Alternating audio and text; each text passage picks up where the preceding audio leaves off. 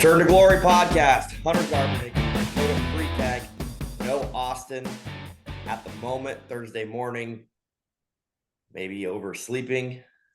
We're not sure. Dak, you have some news to break this morning. Me? Oh, yeah. Dylan Raiola is leaving, according to 274 Sports. Nice. And that is 100% true. Like, I looked at the count and everything. It is fact. There is no way he's staying. No way that Dylan is staying? No, like that account is – everything that account tweets is true. Like, he's gone. Why would I'm he just leave? kidding. I'm just kidding. I fell for it for a second. It's a parody account. He's not leaving. Oh. I never fall for those. Well, why would he leave?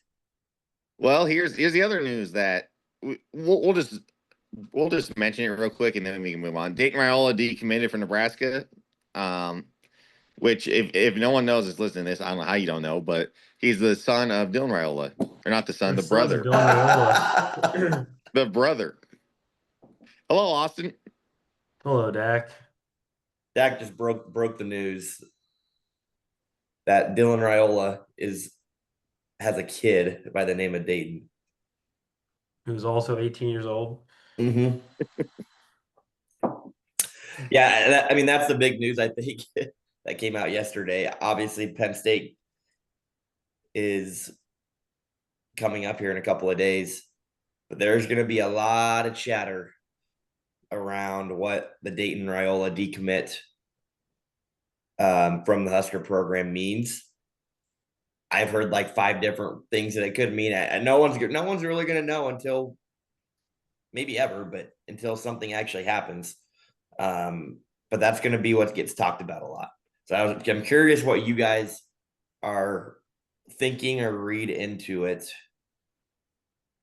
If it means anything, it might not mean anything, but it probably means something, because Matt Rule did visit him like 5 days ago during the bye week, and then announced his decommitment yesterday on Wednesday.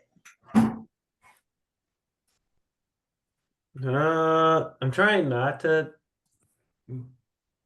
read into it too much, but it's definitely worth watching. But I do find it interesting that, within a couple of days, we had basically 2 people of our tiny little 2026 class decommit. So I feel like they're being told something. I don't think someone's reaching out to them. They're like, I don't want to go to Nebraska anymore. I feel like Nebraska's telling them, like, hey, I will say gut reaction is like, well, when you have their uncle and the brother and you've kind of been all in on the Raiola family. I don't know. It's weird. I don't. I've been thinking about it, and then I've gone back and forth. Does it mean Dylan's gone or not? I don't. My gut reaction now is I don't think it means Dylan's leaving. I think it. Well, first off, I watched Dayton in that high school game. What was this, a couple months ago, and I was not that impressed with him. Like, he's a cannon for an arm. That was about it. He wasn't that impressive to me. Well, that sounds familiar. What, a cannon of an arm? Sounds like his brother or his dad, if you would say. Oh, well, yeah, I think it just means that he sees Trey Taylor coming too, and I think he's like, yeah, I kind of want to. I think he's going to go to like a smaller school. That's what it means, and start from there, and then play his way up.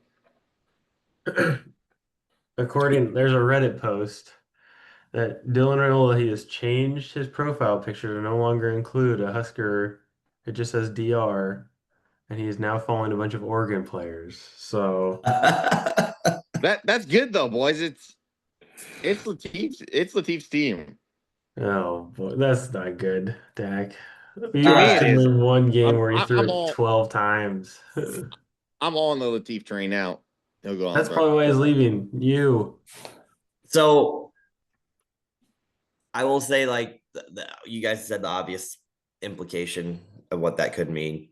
I also heard someone react to it by thinking, if, like you said, Austin, they're still all in on the Raiola family and Dylan, is that something saying that Matt Rule is still potentially leaving and Dayton wanted to decommit so that if Rule does leave and take another job, that he's able to then right away go wherever that Rule goes. That's interesting. Obviously we are saying we locked him up with the contract extension. We obviously are not locking him up for good. People can still pay the buyout and they can still hire Matt Rule as a head coach. The contract just makes it harder to do that. That to me, I don't think is the reason. You No, mentioned that the next level of the Dylan implications. Then, so have you I guys don't heard think it's anybody say that? I don't think it's the Matt Rule thing because even if you sign, I understand, yes, they could still do that buyout, but if you sign the extension, you come like, this is home, this is where I want to be, Right. like you can't do that and then immediately bounce without just the amount of hate that you would get. It is funny to see like people still trying to write that narrative, which maybe can still be true. Can't rule anything out, but no pun intended. He he did apparently, or not he. There's flight trackers again from State College to Lincoln. I saw a couple of them. I don't know if those are true or whatever. Like that is there, but I think the most likely thing that you can assume is that Nebraska maybe isn't moving on from the Raiola family completely yet, but that they are they said something, told something that no, like this is open. Like every day is a competition. You're not guaranteed anything here, including an offensive line position or offensive line coaching position. Um, and that just could have been enough to piss off the Raiola family. Add to that, Austin also kind of alluded to it that maybe the Raiolas are just pissed off at how Nebraska is reacting to TJ and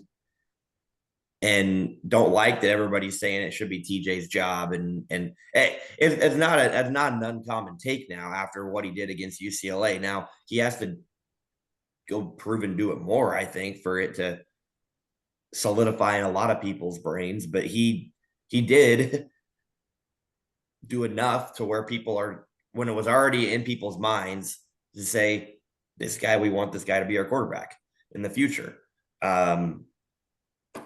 I mean, it's there in my mind too, but I got to see it a little more. We saw him against a Division III school and two of them, and then a UCLA team who's solid, right? But I'd like to see it a little more before completely moving on from Dylan. Um, here's what Dylan brings that's proven right now. I think that TJ hasn't. Why I can't jump all the way there yet? It's two things. One, ball security, and yes, he's thrown a couple of really bad interceptions, but I think he's proven that he's not Jeff Sims. Now Jeff Sims is doing well, but those type of quarterbacks, right? You feel okay when he's got the ball in the pocket, and then two, believe it or not, I call it the clutch gene or the performing in big moments. He's done that now a few different times this year in his second season as quarterback. So, like, those are the two things that Dylan's done that you can say, nope, he's able to do that. TJ, we don't know yet. He hasn't had that opportunity yet. He's a true freshman. It's unknown, but we do know he can run a lot better than Dylan. That's also a true fact. So, Yeah, gut reaction right now, or gut, what's the word? I don't know. I'm gonna say 87% chance that Dylan is our starting quarterback game one come the 80. 2026 Okay. Okay. season. Wow. Dak, Well, I what would you say? right now 63 60-40 Dylan is the starting quarterback next year. I mean, it all comes down to these last two games. If Latif goes out and wins these next two games and he looks good, I wouldn't even see great. If he looks good, I think he's the starter next year, and Dylan's gone. He doesn't have to look great. He can just look good and take over the starting position next year. I actually I agree with that Why? because these two teams are two of our tougher teams, and if he looks good enough, which good is good enough because I'm gonna say because he has the ability to run. Nebraska fans and the coaches are going to go, wow, like we need this kind of quarterback to win games. I I I do think that he does not have to go out and put up crazy numbers. I think if he goes out as a starter and wins these two games, it's a big if. That's a big if. Yeah, that's the thing. I don't think he's going to go out and win these next two games. But if he does go and win these two games, he will I think that 60-40 for me, which I'm kind of where Dak's at, just given all the unknowns and who knows. That 60-40 turns into 70-30 the other way if he goes out and wins these two games. Now, I think it's 90-10. That's a big if. It's a big if. It could happen, but it's not. If he doesn't, it at the very least, well, here's the other side of it. We lose these two games by 10 plus. He has a couple of turnovers, which also is very easily could happen. Then on that end of things, it's very clear that we probably want Dylan back as our starter because TJ is just not ready yet. So that also is the other side of it that could happen. I don't know, you call it the negative side. That's probably just as likely to happen as us going out and winning these two games. So, like, we'll see. I think that's at the very least there'll be at least discussion around a quarterback competition going into next year. And to me, that is where I think that's probably what the message was. Like if it was asked, it might not had to be talked about, but if it was asked of Dylan or the Raiola family, like, is this still my job? And they go, well, we'll have to reevaluate. We'll have to wait and see here and see how these games go. Which, as a coach, that's the right answer, right? You're not going to tell. Sure. You're not going to I tell. don't think we need to be beholden to Dylan. Don't get me wrong, if TJ comes out and he looks like pretty freaking good, and we win the next two games, and we win the bowl games, like okay, I'm fine having the conversation. I just don't know if one UCLA game where he threw it 12 times is enough to be like, hey, Dylan, better start looking elsewhere.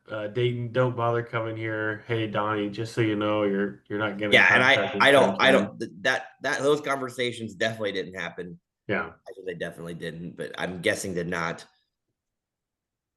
I think the most plausible like reason for the Dayton Raiola decommit. He's only he's a 3-star. Okay, he's not Dylan. Dak, you mentioned he probably could go start at a mid major potentially, or at least be in the running for that somewhere.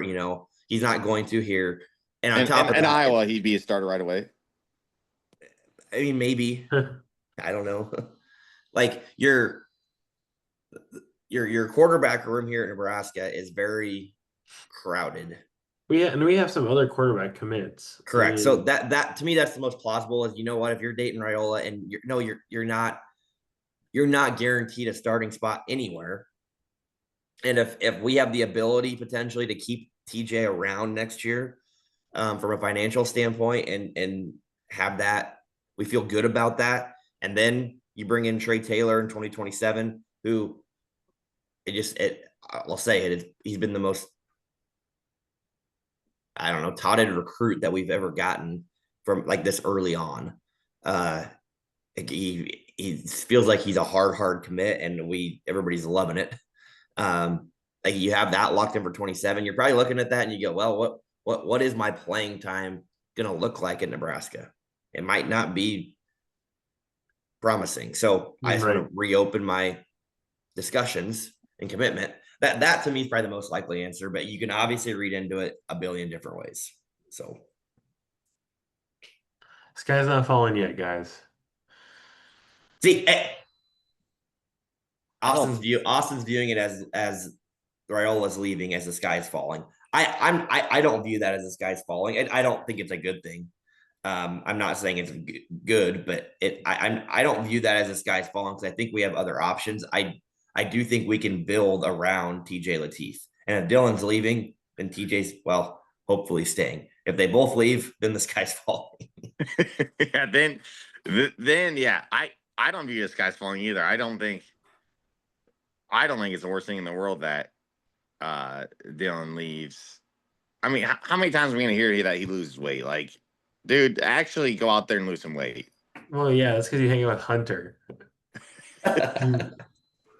Well, it's true though. Like, okay, I guess it's only this year coming in. Oh, I lost 20. However many pounds he said he lost. I can run a lot better this year. There's gonna be design runs and everything. We didn't see that at all. Like, We did. We saw a few. We saw one at the beginning of every game. And I'll say this: I still think Dylan Raiola is a Heisman level quarterback with a good O-line. Georgia, at Alabama, at Oregon. I think he's a front runner to win the Heisman if he decides to go any of those places. And maybe someone's in his ear talking to him about that too. I don't know. I just don't know that that's not. We at Nebraska are not maximizing his potential because of our players around him because we don't have them yet, or maybe ever. Hopefully, sometime we do, but we don't have them. So that to me is why I don't think the world's ending if he does decide to open up and look somewhere else. And I also think the other big piece that you got to remember is Dylan's, what do you want to call it? His reputation or his ability to draw in other people to Nebraska. Now, the second that he starts questioning Nebraska and isn't all in on us, that falls out the window completely. And then you're just holding on to thin ice. So like if Dylan is half in to Nebraska after, I mean, let's just play it out where TJ Lateef wins one of the last two games and looks okay. And there's probably a quarterback discussion going into next year. And Dylan is now half in. That's not, I don't think that's healthy for the program if he's half into Nebraska and saying, well, you guys want me or not. Now, I'm not saying he would be, but he could. And then you're not getting that benefit of him going out and recruiting. Like it's no longer quote unquote his team because there's a quarterback competition. I think Dylan's, I'm not going to call him selfish, but he's very much wants to be the guy. He wants to be the guy. And if he's not the guy, he's going to handle the situation very differently. So, which I imagine TJ also wants to be the guy. There aren't a ton of correct. quarterbacks out there who are like, yeah, I'm good right on the bench. When I say the guy, Dylan wants to be known, like he wants to have the assurance that he's the guy. He doesn't want to be in a battle with someone. Dylan's not gonna. I don't think Dylan has the mindset of put me in a battle. This is healthy competition. This is good for me. It's helping get better. I think Dylan wants. Nope. This is my team. This is my. He wants to know that. TJ on the other, I don't think needs to know that. TJ's okay saying let's be. He wants to be the starting quarterback, but he's okay saying, okay, I'll be in a battle. Like that's what I mean by the guy. Dylan, I think Dylan wants the assurance that he's the starting quarterback. For him to be all in with the program. And and I'm not saying that's wrong. He has the talent to do that. He has the talent to own that. It's a matter of if we are going to do that with Nebraska. And the point to me is I don't think we should or shouldn't. I don't think it's that big of a deal if we don't go down that path because we have a potential other option. We don't, but we'll see. There's still 2 games left. So yeah, again, man, we'll see. Oh yeah, you're right. We'll see. I will say, Austin, I mean, this is pretty impressive. Like from all the other Husker podcasts that I listen to, you are locked on to Dylan more than anybody else is. I'm not like it's not even that. I'm just people are like, "Hey man, Latif's got it." And it's like he threw it 12 times against UCLA and like he had one pass that was like longer than 20 yards. Like I don't know if I'm ready to against one of Yeah, the worst running defenses in the country. I'm not ready to anoint him as like the second coming of, you know, and Adrian and I think Martinez. those people, I mean myself included, I hope he does throw for 12 times a game. Like I hope that's how we can play. And that becomes an interesting thing is if we win the next games, 15-14 and 17-10, and he has 12 passes, he completed nine, and he's got 40, rushing yards on the ground on 5 attempts, but we win. Then you're in an interesting spot because like, well, we won 2 games with TJ as a Yeah, quarterback, that but that that right That's there the is a worst spot. very. You're right. That's a That very interesting spot there. I think that's a worst case scenario right there. worst Then case, you're yeah. that's not worst case because we Well, won not two not last two worst. games. That's worst case leading into That next year.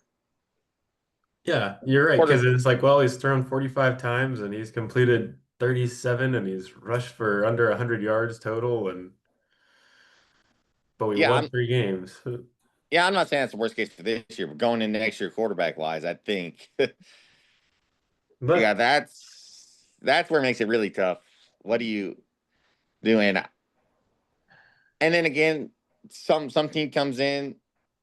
We'll say, God, we'll just throw it out there. I said Iowa comes in, gives Dylan money or what, however much money they that's give him. just the worst example ever. Well, okay, any team comes in, it gives Dylan money. If there's any sniff of quarterback competition, like you said, he's gone.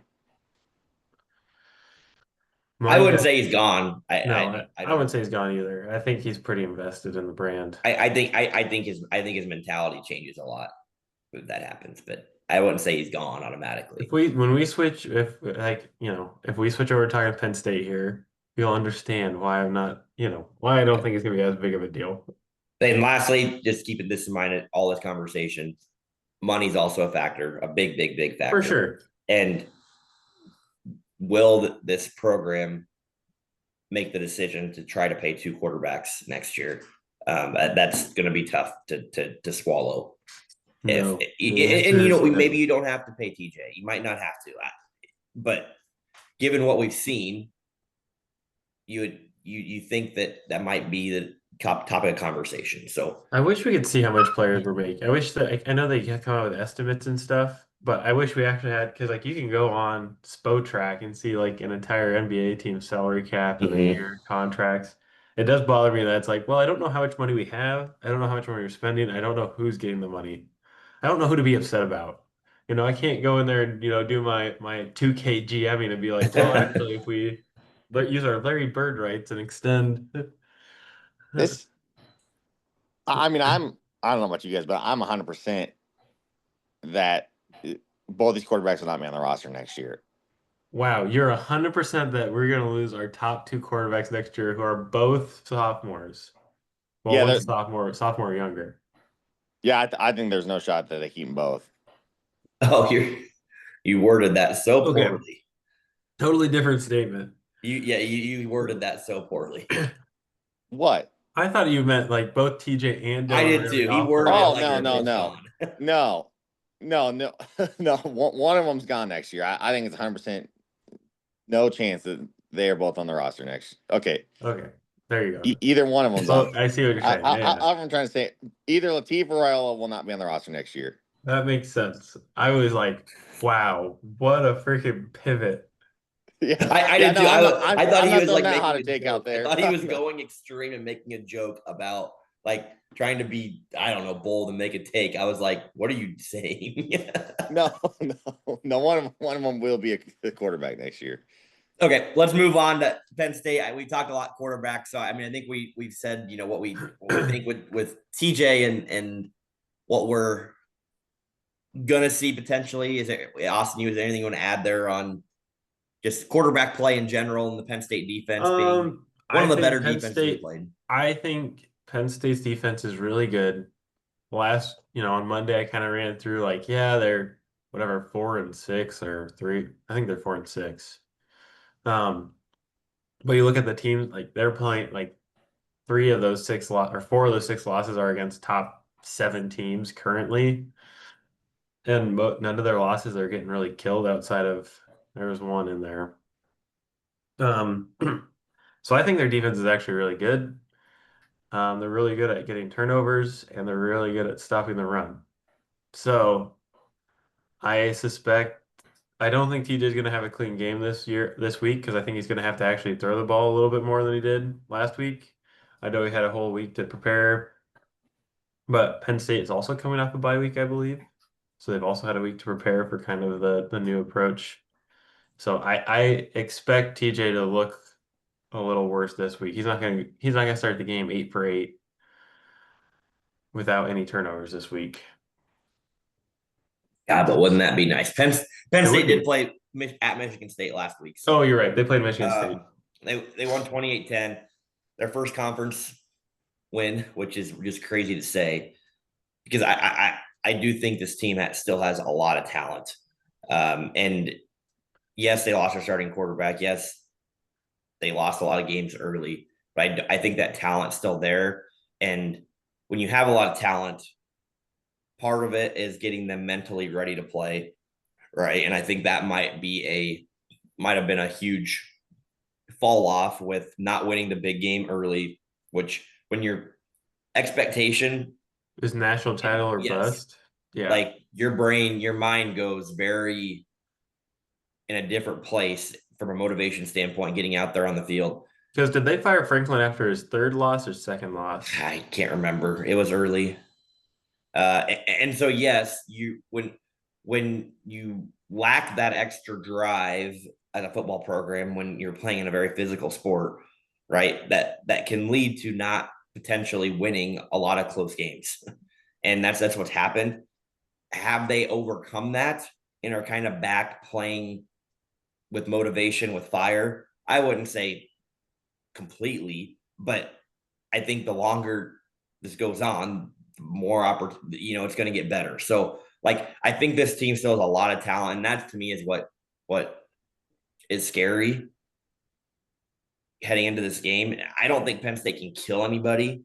Like, I don't think that's how they want to play. They even with Franklin, like they're not someone that's going to win 47-10 in the Big Ten, but at the same time, they have the people to be in control of the game from start to finish, which is what happened last week when they played at Michigan State and just destroyed them on the ground using their offensive line, getting stops on defense, and not letting Michigan State's offense do anything. Like that's their MO. And I think they have the capability of doing that Saturday, which is why I don't feel great going into the game as a 10-point underdog. Yeah, I don't. Here's Dak right now doesn't. Dak thinks we're going to cover, so he's got to play the other side of why he feels good about it. Well, I mean, I've already said this on Monday. I said I believe in Latif. I think he's fits this team a lot better than Raiola. I think the offense looks totally better with him. So that's why I think they're in cover. And I do think the defense has shown signs of improvement stopping the run as the year has gone on. So I'm not now this is the best running team that Nebraska's faced yet. Maybe Michigan, I don't know. So it'll be really interesting to see. But Nebraska, both teams defensive wise are gonna sell out, stop the run. Like it's gonna come down to which freshman quarterback plays better. That's what's gonna come down to, because they're gonna have their chances to throw. Here's why what you just said is true. I think they both teams are going to have to stop the run, but I think one team has to sell out to stop the run. The other team does not. I think Penn State's going to be able. I mean, Penn State's run defense has been very strong. Okay, yeah.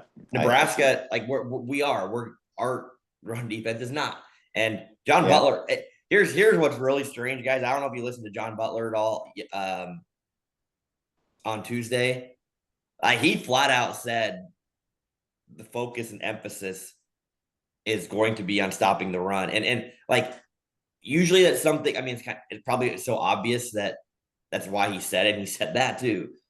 We are going to bring extra guys in the box. Like he came out and said that, and he came out and said we are going to overload and do everything we can to stop the run game, and everybody's going to know that. Like he just flat out came out and said it. Well, that's not smart. I don't like. I mean, come on, Dak, is that not obvious? Like Everyone knows what's going to do, but why would you come out and say that? I think the point is that why does it matter if everybody knows you're going to do it?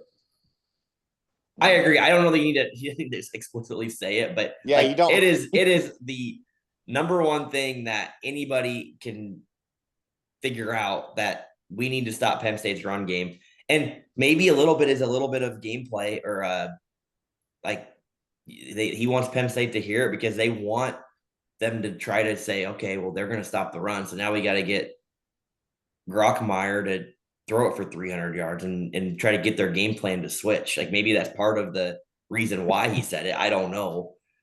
But that's going to be the name of the game. I think it is. And I think that's what I would do. Like you're going on the road, the 10-point dog. You don't have much to lose. Make them throw it for 300 yards to beat you.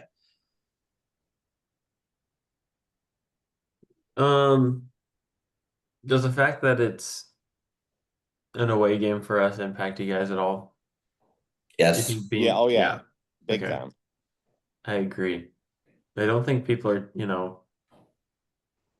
I, I guess, I mean, I can't talk about Monday, but I think Penn State's, they're right there. Like, they're very talented. Offensively is kind of in their issues since Aller went out, but they held Indiana to 27, and Indiana's kind of been. And that's where since Aller went out too, I was never big on Aller. So I don't think it's a huge drop off from. I mean, Aller's obviously more experienced and has that veteran, but I don't think it's a big drop off from him to their backup. And yeah, you mentioned the road. I mean, guys, this is a game that nobody had us winning heading into the year, or even remotely getting close. I mean, we all had it as the toughest game, I think, going in the year. No shit, Dak. Well, Michigan, Michigan USC too, like we had up there, but No, we didn't. Not like I this. mean, this was number one on everybody's board. That survey. Yeah. So we did a survey beginning of the year for those of you that might have participated in it listening. Basically, percentage chance to win every game heading into the year. I think the Michigans and USC games were right around 50%, 50-50 games that people had us winning. This averaged out to like 15. So And I would give our odds higher than 15. correct. It's Um, things have changed, obviously, but it's still on the road at Penn State. Add the night game to it. They just won a game. Like it's true for not. we have a true freshman quarterback. Yes, it's First road not. game. It's not going to be easy conditions. I heard the team's practicing with like Mo Bamba just blaring on the loudspeakers. Yeah. When it gets loud too, and this is something that I've kind of learned. I kind of knew this, but as far as the details of snap counts and communicating on the field, like I kind of started paying attention to it more after the Kansas City game where Sorsby they talked about Sorsby having to go to a silent snap count, which is very common, right, for teams to do when it's loud. That's difficult to get everything in sync from an offensive line, quarterback, receivers to where you're not getting stupid false start penalties. And on top of that, it doesn't ideally play to you don't have the ability to go on hard count, second count. Like you're going when you're going because that's the only, that's how you're communicating to get it snapped.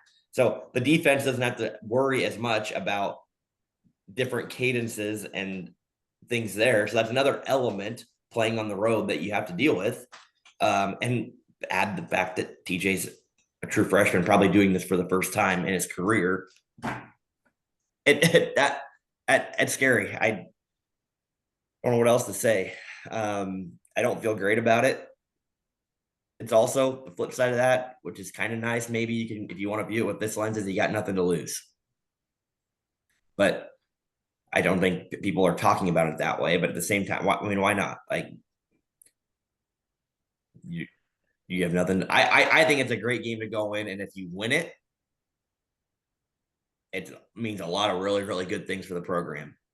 Which If you is lose, funny because it's like if I were, it's like yeah, we beat a 4-6 team, but it's like hey, you guys did it. Like this right? is Just looking at the big. records, Like this is as huge you're for the 7-3. right. Yeah, That's just funny. You're yeah, not like wrong. I agree. Wait, here's a really good question. When was the last time a 7-3 team was a 10-point dog to a 4-6 team? Oh, oh God, That's Nebraska probably a against fun one to look it's at. probably like Nebraska against Ohio State when we were 8-1 or whatever. We got absolutely obliterated. yeah, I mean that's got to be.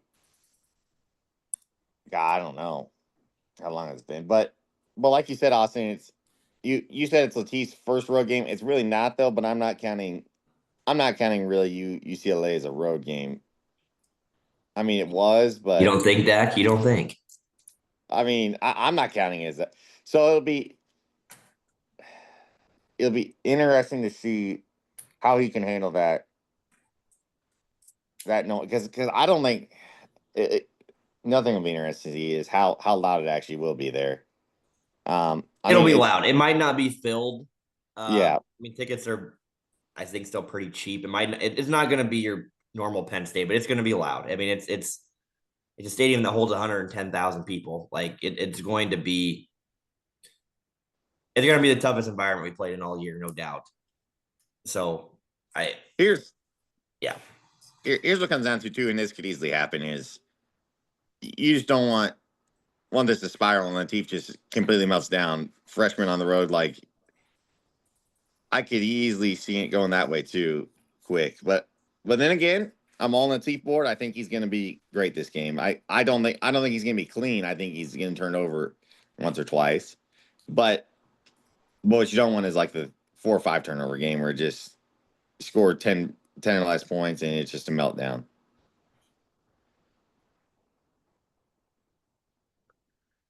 Um, yeah. I want to go through this exercise. I don't have to go through a bunch, but if there's a blueprint, if you guys had to say, okay, guys, team, here's how we win this game. Here's how we beat Penn State on the road in Happy Valley. What would be some key things that you got to check off to do? Well, Or there's not do? there's a main one. Stop their run game. Hey, just go through one at a time. Yeah, Well, I don't. I would say So first, the Dax has stopped their run game. Okay, sure.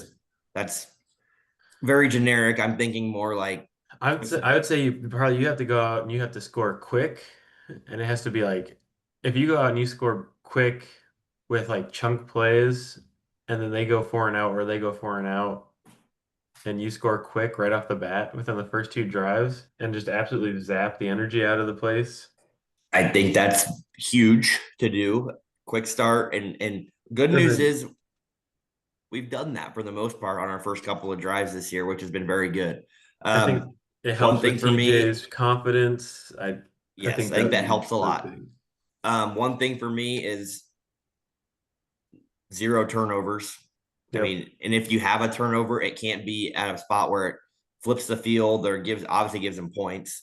Um, like you just you're not gonna be able to turn the ball over in a game like this at all. Like that to me is a very big thing.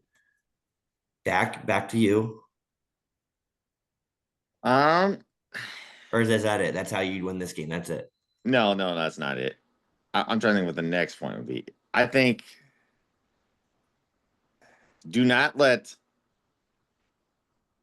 again with the crowd noise. Do not let their pressure get to Nebraska early. Like the old line's got to look good in this game, and another thing that'll get the crowd going, get sacks. The first couple drives are huge. If okay, I'm gonna say it, they need the ball first. Go down like Austin kind of just said. Go down and score first drive. That's the main point right Hey, there. Dak did Stop the not run add a game. new You're one. a Austin, what genius. else? I'd probably say, especially when we're both running teams, the team that has the longest time possession is probably going to have the better chance of winning just because we want to run the ball a ton. They want to run the ball a ton, and that does limit your opportunities to score. So if we have the ball longer, it's gonna be I think it's gonna be a lower scoring game. I don't know for a fact. So I mean, if we have it longer, we prevent them from having their long drives and taking us out of rhythm and giving their time for the crowd to get back into it. I think that'd be important.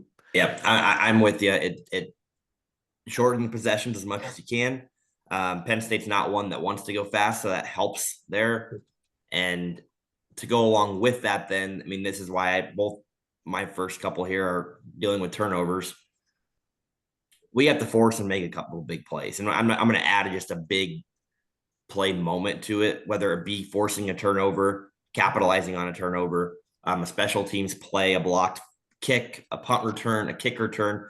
Like we need a big play moment because there's going to be fewer opportunities, right? There's going to be shorter possessions. You're not going to have a bunch of time to do that. And if you can do that and get an advantage there, like that's going to help you win a game like that on the road. And we've had those moments this year against various opponents.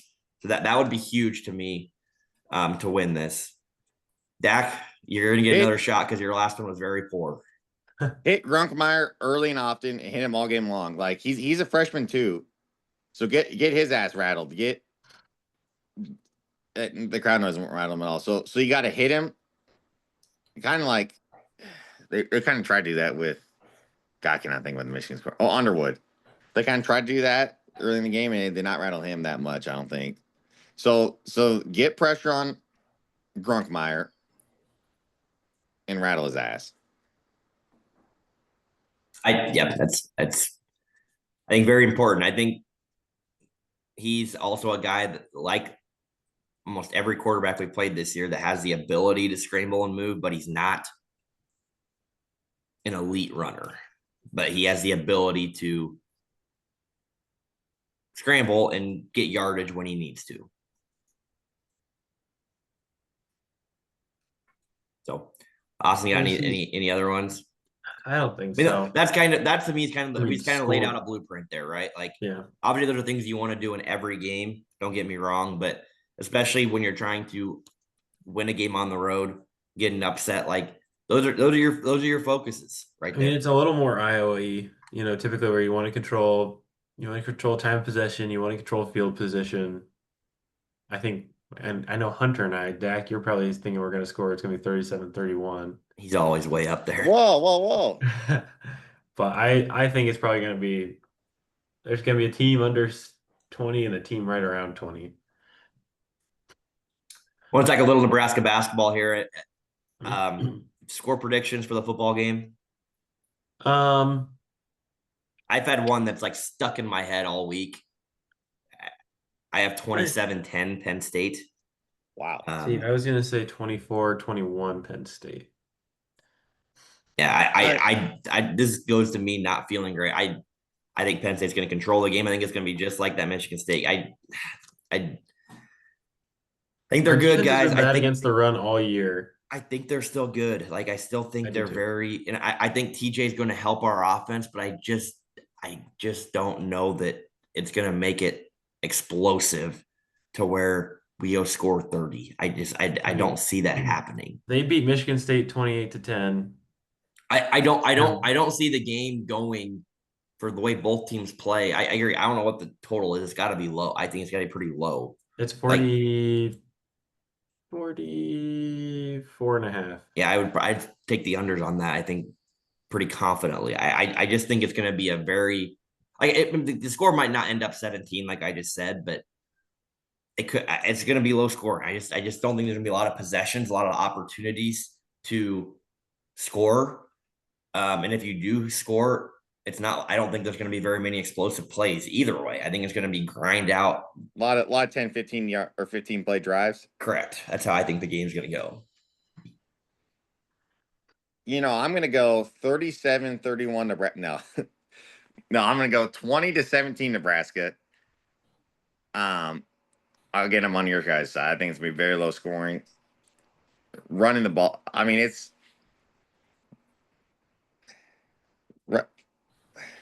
what I'm going to say is, okay, here we go. 48-yard walk-off game winner. Wow, that is a bold prediction.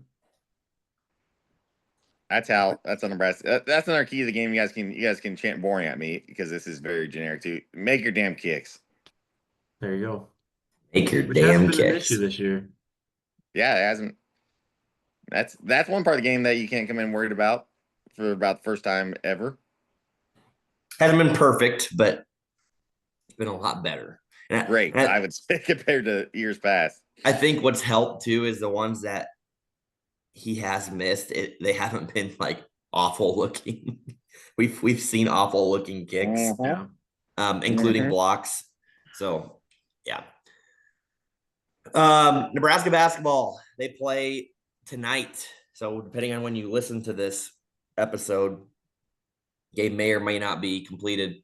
They play in Kansas City in some classic. I don't have the name of the classic written down, but it's a tournament, mini tournament. This is kind of tournament week, big game week here next week, leading into Thanksgiving for college basketball. I always think these are fun events to play in. We've played in several different of these in the past several years.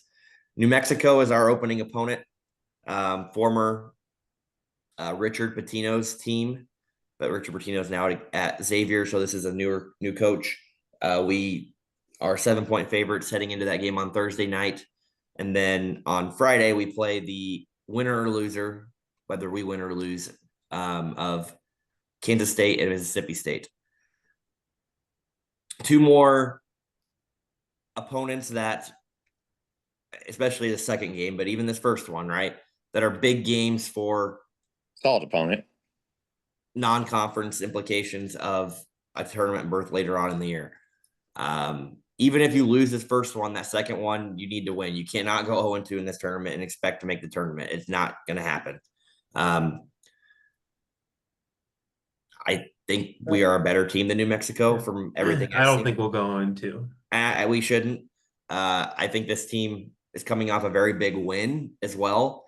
And I think that's a part of setting in and not getting too excited that we're good. But rightfully so, we have reason to because of the way we played, at least offensively, against Oklahoma in the Pentagon. I want to see if we can keep shooting well, guys. I do. Like I always kind of, any game, NBA games too, shooting can come and go with teams. I kind of be fun to see this stay around with this team for the whole season. I mean, we've shot it well in every game. The one game we kind of started off a little slower. We've done that a couple times, but for the most part, overall, we're shooting it well, which is what this team is going to have to do to win games. And we'll say that every podcast from here until the end of the year because it's the truth. So let's keep doing it. If you don't, I don't like our chances in either one of these games. So very generic analysis, but that's how it's going to be a lot this year. I think we're going to be an offense wins games kind of team. So, and maybe defense can surprise some people. I mean, the defense being so schematic based, it can still stun some people, and it's worked against very high level teams in the past.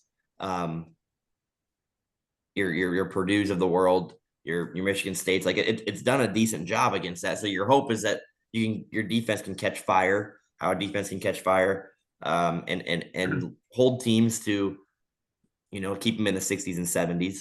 But the nice thing about basketball is like, yeah, we play lesser opponents, but shooting percentages still matter. Like, yes. In football, where it's like, well, you actually went, 12 for 13 passing. Well, in basketball, you're still shooting in like from the same spots on the court. You might have a little less defensive pressure and that'll impact it, but if you're hitting at a high clip, it's usually a sign that you can actually shoot the ball, not necessarily a product of who you're playing. And a lot of what shooting percentages too is who's shooting the basketball.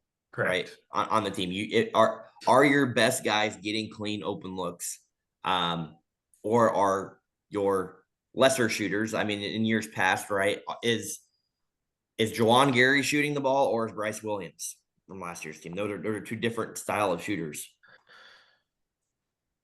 Here's another good thing about tonight's game is it'll be another neutral site in quotation game where it'll be It's a basically a home home game for the game. Huskers. Yeah, which that'll be nice. Now tomorrow if they play K-State, it'll be 50-50 probably, but Yep.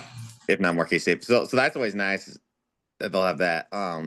I think they're gonna keep shooting it like they have been. I'm totally on the shoot. I don't think it's a fluke at all. And I don't think you guys are saying it's a fluke, but yeah, I think they're gonna keep shooting. I think they win tonight by 15 plus. I don't think New Mexico's they have been a good team in the past. I think they're down this year big time. Dak, you've been the Kool-Aid sipping machine this year. Even before they tipped off this year, so they're gonna be good. I'm talking football and basketball. You Oh. fully transitioned into a Kool-Aid Husker fan. I mean, I think another reason why I'm so big on Husker basketball is because they're fun as hell to watch too. I love this style of basketball where you just shoot. I mean, because I'm a Celtics fan, I've watched it for the last 3 years, but I love teams that can just shoot, put up 100, not easily, but yeah, good offensive teams. I would like to see tonight a little bit better defense than we saw at Oklahoma, especially against a lesser, in quotations again, lesser opponent. Like, don't let this team do what Oklahoma did in the first half. Austin, can you just have my back and tell Dak that he's wasting his time following the NBA the next like 10 years because the Thunder just have it locked up? 10 years is a long time. Contract, the hard cap, the second apron. It'll break them up, but gosh, the Thunder, it's Thunder Nuggets. It's the Thunder's team to lose, games to lose unless Nikola Jokic is playing, and in which case it's like, well, maybe they'll win. But yeah, Celtics are done. You're not winning another one. Jason Sorry. Tatum's coming back. Who cares? Jaylen Brown has to paint on his hair. He's so stressed about it. Austin, would you have Jason Tatum in your top 10 NBA players right now? Ooh. Yeah, probably Not top right 10. now. He has a torn Achilles. Just when He would healthy. probably crack the top 10. He's not top 5. He's never winning an MVP. Wow. Okay, I think that's a bold take. Never winning no, MVP. no, it is not. He's what? He's He's 27, 28? He's 27? 28? He's still Jason 19, Tatum will isn't not he? win another MVP. Or not, I shouldn't say another. He's never won one. Yeah, he's never even won a finals or Eastern Conference MVP. Yeah, he's not winning an MVP. Like it's not like Next year he'll be 28. Next year's season when he'll play. If if he comes back he's not winning an MVP this year. He'll be 28. But Wemby's, I mean, he's around. Shea's not going Dak, to anywhere. win an MVP, you have to at least be on a team that's remotely good too. The Celtics are not going to be like a top 5 team in the East. You talking this season or like for the future? Just in I don't think the Celtics are like they could make it in there, but they're not going to be a consistent top team. They'll be a consistent top 5 team in the East. The East isn't that great, and if they are able to make Jason Tatum and Jaylen Brown alone will probably keep you as a top 5 team. But he's just not. He's just not going to win the MVP. You have to be like the number 1 team and you either have to be the number 1 team in your conference, number 1 or 2, or you have to be putting up insane numbers like Luka's, averaging like 40 points a game. I will take that back. I shouldn't have said Celtics not because yeah, you're right. I forgot the East is like horrendous. But yeah, the Jason Tatum MVP is like never happening ever. Well, I mean, they're especially this year. They're a team that kind of like the Huskers. They can shoot shit out of the ball. That's all they do, and they rely on that. When Tatum comes back, I think that lineup is easily top 3 in the East with him in it.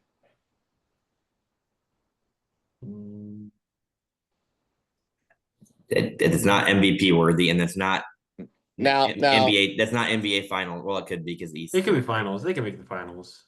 They're not beating the Thunder, or easily Nuggets. Easily they will. Now, what I'm not missing right now is watching Jay Tatum ISO ball where he just jacks up the worst shot you've ever seen in the world with he dribbles it down, 2 seconds left shot clock, just jacks up 27 foot. I'm not missing watching that right now. So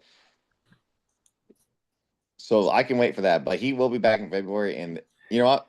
Write this in pen right now. They're gonna make the finals this year. The Celtics are making the finals this year. Mm-hmm. You want to make another bet on it? Like, come on, let's go. What do you want to do? Let's They make it are. a marathon. What do you want to do? Yeah, you want to up your half marathon to a marathon? They're winning. They're making the finals. Not even winning. They're making the finals. What do you want to do, Dak? Let's go. Let's If get Jay Tatum comes back, if he doesn't, then no, they're not making the finals. Okay, so let's go. Since you have one with me, let's go with you and Austin. All right. Since you're on this high horse here. Marathon. What you want to do another half marathon with Austin? No. Why not? I'm Oh, okay. You're gonna say something back down again, aren't you? I'm not gonna do 2 half marathons. You're backing down from you're backing it down now, aren't you? You're wimping out. Come on, do another half marathon bet if you're that confident they're gonna make the finals this year. No, I'm okay, not so you're not that confident. I'm not saying this is like a guarantee. That's what you just said. Yeah, it is what you said. That is what you said. All right, the odds for the Boston Celtics to make the 2026 NBA Finals. It's got to be like 3,500. I was gonna say 2,000. So that's even worse. Make the NBA Finals. To make the NBA Finals. Dak, you are.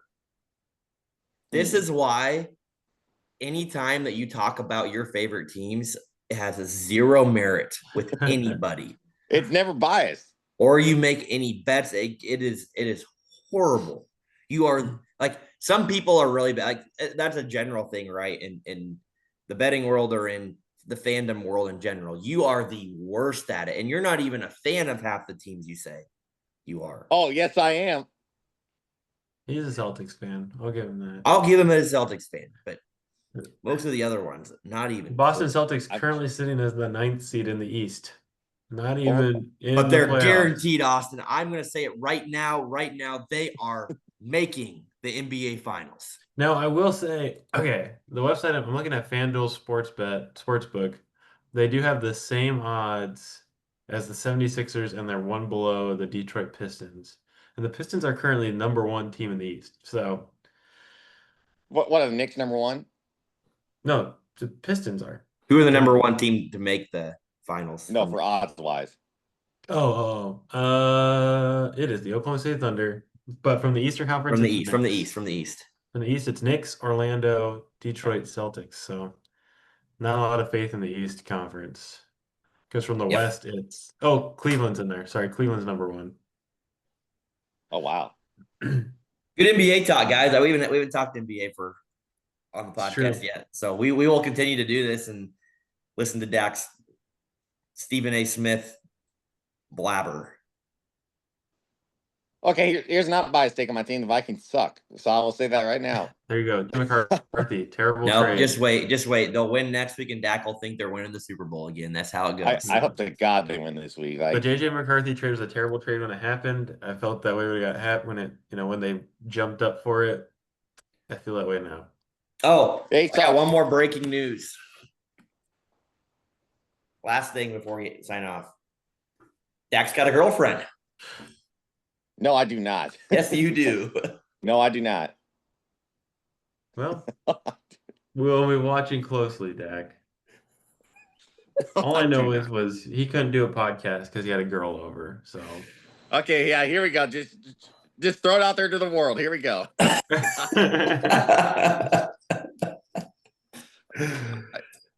All right. Big week for Husker sports.